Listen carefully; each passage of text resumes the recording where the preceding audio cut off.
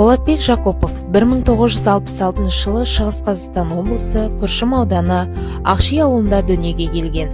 1980 жылы сол ауылдық жердің мектебінің 8 сыныбын аяқтап, аудан орталығындағы техникалық училищесіне механизатор мамандық бойынша оқуға түседі.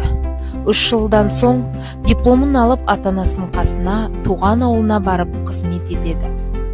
1985 жылы әскер қатарына шақырылып, Ашхабад қаласындағы оқыту орталығында оператор атқыш мамандығын игереді.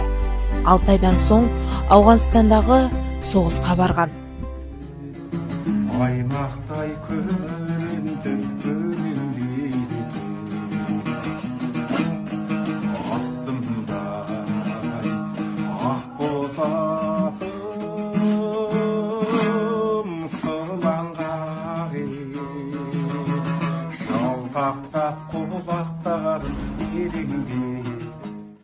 1987 жылы елге аман есен қайтып, 1989 жылы отбасын құрады.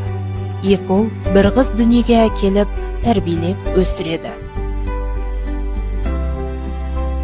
Өкінішке орай, асыл жарынан 2 жыл бұрын айырылып, жалғызсырап қалғаны бар. Қазірде бар көңілі сүйікті жұмысында.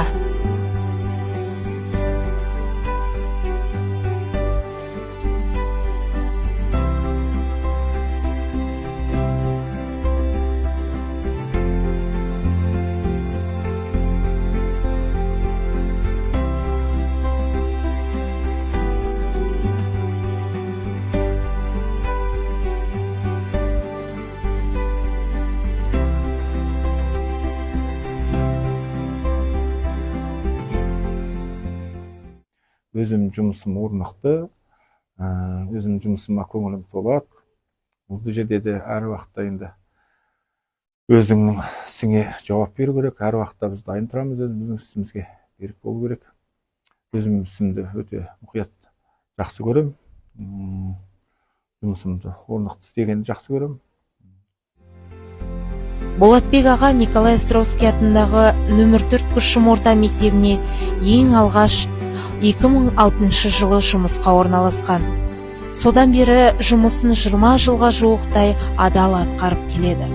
Ол жұмыста әріптестеріне сыйлы, беделді, бос уақытында домбырада ойнағанды, кітап оқығанды жақсы көреді.